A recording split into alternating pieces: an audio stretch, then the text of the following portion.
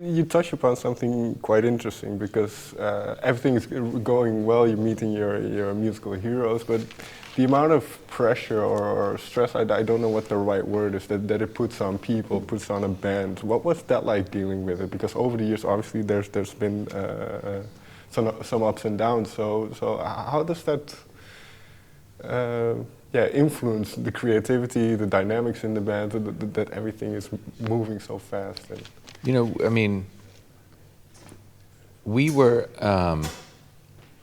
the pressure, we never took it as pressure, you know what I mean? Because we never were trying to maintain some sort of level of success. It just kind of happened. And the way I'd look at it is like, when we made Shake Your Money Maker, no one gave a shit. So they left us alone to make the record we wanted. And then that sold so many albums. By the time we made Southern Harmony, no one could tell us what to do because we were too successful to let anyone tell us. And we always had, from day one, a pretty, a strong stubbornness. We were too stubborn to let anyone tell us kind of what to do, And, for us, it was like, yeah, okay, cool, you're Geffen, you're Sony, you have 1,500 bands. We have this band.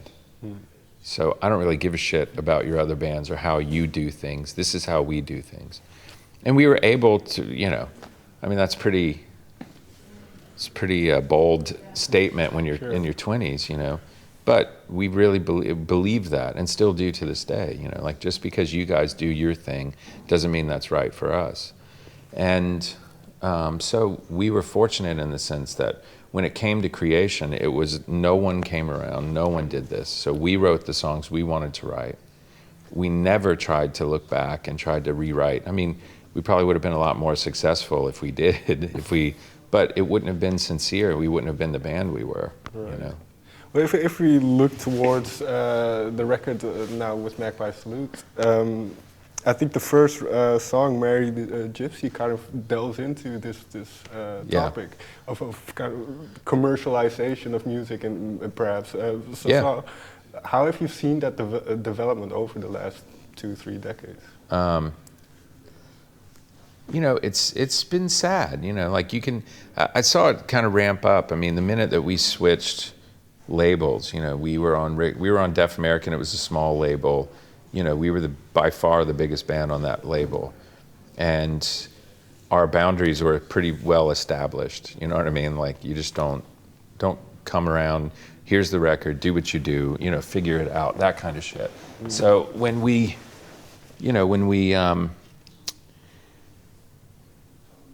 switched to Columbia, and which was part of Sony at the time, I saw the whole infrastructure, and it was just all these putzes, these guys that could have worked at IBM, they could have worked at Coca-Cola, but somehow, and just the ego and the hubris. I mean, we were always brought up to think like, oh, rock guys, they're just these ego fucking assholes, and they're a problem, and blah blah blah. And I remember going to meetings at the Sony building in New York, and these little bands are like out there waving for cabs, but these fucking executives had cars circling the building for them 24 hours a day. And these guys are flying on private jets, and the bands are struggling to get in a fucking van and drive. And I'm like, man, fuck you people. You know what I mean? Like, the only reason this building exists is because of those small bands that are on the ground. Those guys you're ripping these people off. And it's always been the way, but it's kind of ramped up. And it was this really crazy corporate culture that I saw. And then, when those type of people are telling you the type of music you need to write, you know what I mean? Sure. Then things turn to shit.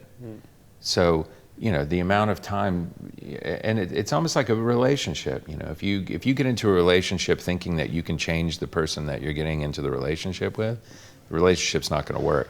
Right. So these fucking dudes would sign these bands and then immediately make them change who they were. Well, why did you sign them in the first place? And then by changing them who they were or telling them how to write these songs, the band would lose their identity, and then it became really kind of insincere. And so then you have a whole mess of these elements of how people started writing music and songs for the sake of money and commerce instead of for the sake of art and expression. And there's been, it seems like a concerted effort in the world through corporate sort of structure, especially in America. I mean, I don't know how it is over here, but that these people are kind of around trying to, no, don't, people are stupid, just dumb it down, dumb it down, dumb it down, Well, it's like, well, if people are stupid, then why did the Beatles sell so many records? Because those were pretty far out records. Right. They took a huge portion of their audience and went somewhere. Or why did Bob Dylan sell so many records? He's not singing about Pop-Tarts or toaster ovens. You know what I mean? And you can kind of go down the line and you look at these artists, and then you look at the contribution they made to the world. You know what I mean? Like, well, so is that whenever you start writing a song or start on a project, it could have been a Black Rose album, solo album, or this Magpie Salute album. But do you think about that? What will this contribute kind of to the... Well, yeah. I mean, I think that anything that's sincerity, that kind of talks about the human condition and like, and just looking at the world. It's observation. It's just looking at the world, seeing what's going on. It's just taking yourself out of it a little bit and saying, okay, well, what's happening? So like Mary the Gypsy, in particular, there's a what I call corporate chipper. A lot of people who work for corporations, like, hey, everything's great, and and that's cool sometimes, but that's not human. Humans can feel bad sometimes, and sometimes through that you reflect, and through that reflection you can look up and be like, I learned something invaluable about myself and about my world. And then also that gives you a perspective to see the highs better, to sort of enjoy the joy, to experience these positives. And so a song like Mary the Gypsy, it sort of talks about these characters. There was this guy in England who's this, like a local, everyone knows him. He rides around on this crazy bike, and he's just, he's incredibly flamboyant. And someone had told me about him, and I was like, looked at that as a symbol, like we've gently been pushed to believe that somehow everyone's free to make their own decisions, and maybe you can make your own decisions in like a fashion sense, but we're more categorized and seemingly more conformed now than we have been since the 50s. So it's this kind of weird paradox that's happening, So with that element, I thought it was an interesting concept to have this guy that rides this bike, that to just ride in the middle of all this shit with his scepter, just kicking ass and looking at it in a different way, and to kind of stamp out this, this overarching mentality of just money. I mean, look, everyone needs money to live. Everyone needs money to, you can't put on a show without money. You can't, in New York, you can't, if you walk in the street, it costs you $5. You know what I mean? Like, you can't do any damn thing without money in the world. But that doesn't necessarily mean that should dictate everything in the world. And that, especially when it comes to creation, and I think any sort of creative element should be we should be given more respect. And I think the people that create need to have that it's a responsibility to create.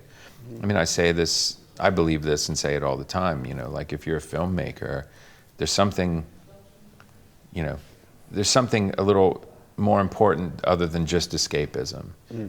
Yes, superhero movies are cool, whatever, if people like watching that, but there's more to life than that, So you look at the great movies, the movies that are going to be looked at 20 years from now, and it could be something like There Will Be Blood, Paul Thomas Anderson, or even Apocalypse Now, or The Godfathers, or, both 1 and 2, or, some of these movies that where the writing was brilliant. It was this human sort of thing, and ultimately architects to movie, sort of filmmakers to authors to painters. I mean, you got to think about what you're doing and how that's going to last, you know. Right, the kind of the timeless element in trying to find the timeless element. If you build a building, it's going to be around a while, so maybe have a little bit of a fucking clue about that. You know what I mean? Fair enough.